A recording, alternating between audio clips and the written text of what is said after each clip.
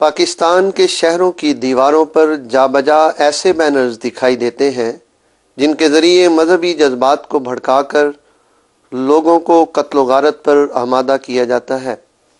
ایسے بینرز کے ذریعے اس ملک کی سادہ عوام کے ذہنوں میں مذہبی انتہا پسندی کا زہر منتقل کیا جاتا ہے۔ احمدیوں کے خلاف اس طرح کے قتل کے فتوے اور دھمکیوں کے نتائج کی ایک تازہ اور بھیانک مثال سال نو کے آغاز میں مورخہ 5 جنوری سن 2010 کو صبح 7:30 بجے رچنا ٹاؤن لاہور میں اس وقت سامنے آئی جب ایک مخلص احمدی ریٹائرڈ پروفیسر محمد یوسف کو سرعام گولیاں مار کر شہید کر دیا۔ آج صبح 8:20 کا یہ واقعہ ہے۔ میں گھر سے نکلا ہوں اور بازار کے قریب پہنچ گیا ہوں تو سامنے ساجی کے چھوٹے بیٹے فاتح صاحب اپنے گھر کے باہر کھڑے تھے۔ میں سلام کر رہا ہوں، اتنی دیر میں ان کی دکان کے باہر کی طرف ایک موٹر سائیکل یاما میں ایک لڑکا کھڑا تھا اور اندر سے فائر کی آواز آئی ہے 3 دفعہ ٹھا سے۔ تو وہ میری طرف آ گیا، میں اس کی طرف لایا ہوں۔ وہ لڑکے موٹر سائیکل کو مار کے چلے گئے ہیں۔ تو انہوں نے پوچھا کہ فائر کہاں پہ ہوئے؟ میں دکان کے اندر ہوئے ہیں۔ تو اس کے بعد میں کہا وہ دکان کے اندر گئے ہیں، باہر آ گئے۔ میں دکان میں کون تھا اس ٹائم؟ کہتا ابو جی تھے۔ میں ابو جی ہے کہاں؟ دیکھا تو سر جی اندر خون میں لت پت پڑے تھے دکان کے مشرق کی جانب۔ ان کا سر جو تھا وہ شمال کی جانب تھا، ٹانگیں شمال کی جانب تھی۔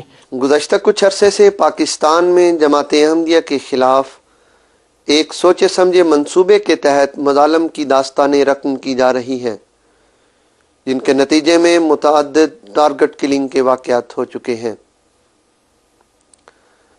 جناب محمد یوسف ایک تعلیم یافتہ اور سلجھوئی شخصیت کے مالک سنجیدہ وجود تھے۔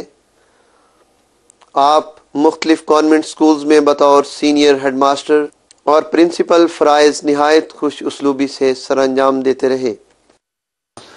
آج تک کسی سے لڑائی جھگڑا نہیں کیا انہوں نے۔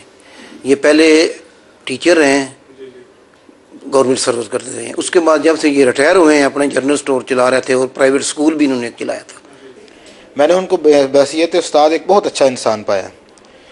معلومات میں اضافے کے لیے وہ کورس کی باتیں تو ہوتی رہتی تھی ہماری، وہ تفصیل کے ساتھ بتانا، سمجھانا، وقت زیادہ بھی دینا پڑے دینا۔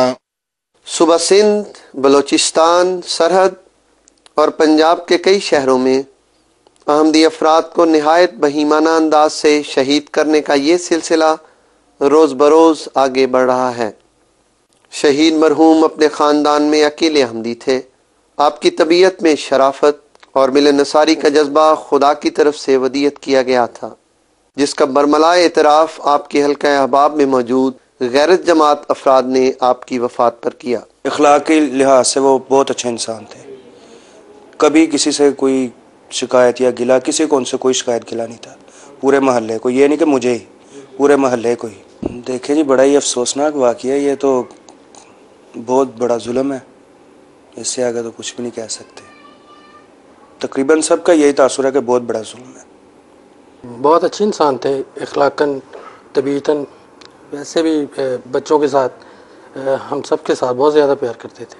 یہ اسلامی بیس پہ یا مذہبی بیس پہ اس طرح کسی کی جان لینا، اسلام بھی اس چیز کی اجازت نہیں ہمیں دیتا، لیکن یہ ہے کہ پھر بھی ایسے غلیظ لوگ جو ہیں، غلط لوگ ہیں جو اسلام کے نام پہ انسانیت کا قتل کرتے ہیں، اور میں سمجھتا ہوں کہ مالک ان سے لے گا ان کا حساب۔ جو کام انہوں نے کیا ہے مولا انہیں معاف نہیں کرے گا۔ اصل میں ساری چیزوں کو ایک سائڈ پہ رکھ کے مجھے ان کا جو اخلاق تھا اور ان کا پیار، اس چیز نے بہت زیادہ امپریس کیا ہے۔ میں تو جب ان کی دکان پہ جاتا تھا، ویسے بھی جب جانا انہوں نے مجھ سے ہنس کے بولنا، پیار سے بولنا، انہوں نے دعائیں دینی ہیں۔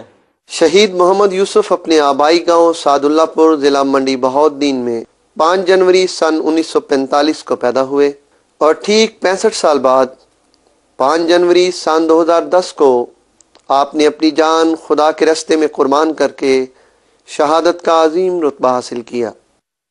ہمارا تقریباً کوئی 28 سال کا پیریڈ ہے، جس میں وہ 20 سے 22 سال کا عرصہ جو ہے وہ ماشاءاللہ صدارت کے عہدے پر فائز رہے ہیں، اور اس وقت بھی وہ صدر کے عہدے پر فائز تھے جبکہ انہوں نے جام شہادت نوش کیا ہے۔ میں تو یہ بھی سمجھتا ہوں کہ جو بندہ سینے پہ گولی کھاتا ہے اور دین کی خاطر کھاتا ہے، اس سے بہتر کیا ہو سکتا ہے۔ ان کو 2 راؤنڈ جو ہیں وہ شارگ میں لگے ہیں، بقایا ان کو یہ سینے میں لگے ہیں۔ رچنا ٹاؤن لاہور میں کافی عرصے سے جماعت احمدیہ کی مخالفت کا سلسلہ جاری تھا۔ احمدی افراد کے خلاف اشتہارات اور بینرز کے ذریعے اشتعال پھیلانے کے ساتھ ساتھ مخالفانہ جلسوں کے ذریعے احمدیوں کو واجب القتل قرار دیا جا رہا تھا۔ چنانچہ ریٹائرڈ پروفیسر محمد یوسف کی شہادت سے ایک دن قبل ایسے ہی ایک جلسے کا انعقاد کیا گیا۔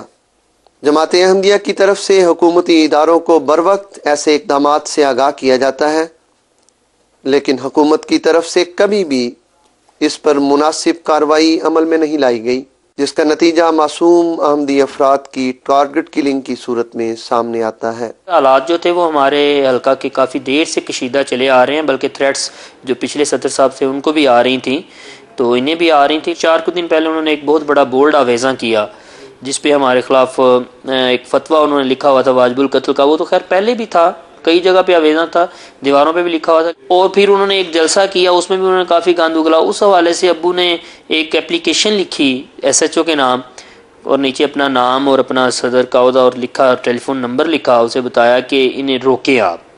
تو وہ اسی کشیدگی بنا پر وہی محرک بنا ہے۔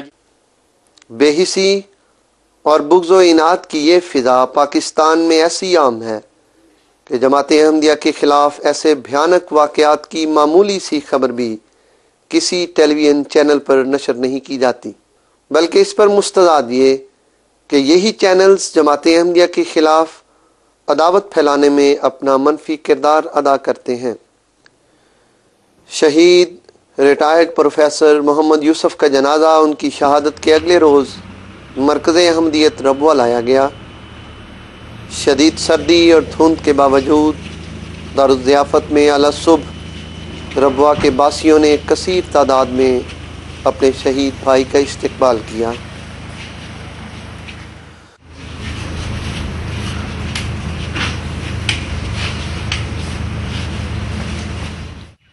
اسی روز صبح 10 بجے احاطہ دفاتر صدر انجمن احمدیہ میں آپ کی نماز جنازہ مکرم و محترم صاحبزادہ مرزا خورشید احمد صاحب ناظر اعلیٰ و امیر مقامی نے پڑھائی۔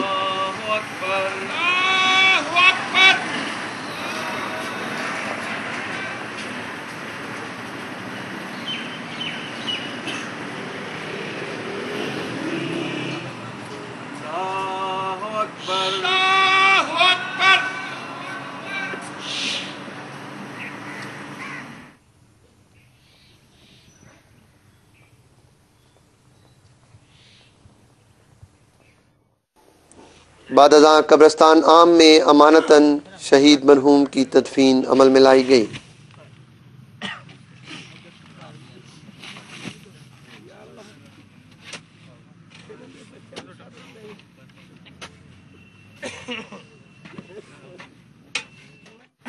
یہ دعا کر لیں۔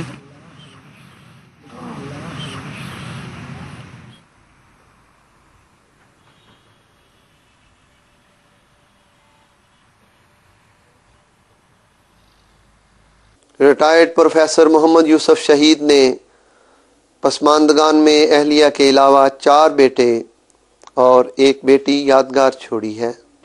یہ ہم نے ایک اپنے والد صاحب کو تو قربان ہوتے دیکھ لیا ہے، اگر ان کی اولاد کو بھی اس پر قربان ہونا پڑا اور ہماری ان کی اولاد در اولاد کو بھی قربان ہونا پڑا تو کوئی ایسی بات ہی نہیں ہے، وہ تو یہ کچھ بھی نہیں کر سکتے، یہ تو ہمارے پاؤں میں کوئی لغزش نہیں دیکھیں گے انشاءاللہ۔ یہ لیکن اللہ تعالیٰ نے جو عزت ان کو دی ہے وہ دنیا میں ہر بندے کو نہیں ملتی، یا جو ہم نے نظارہ دیکھا ہے خود اپنی آنکھوں سے، اس کی مثال نہیں ملتی۔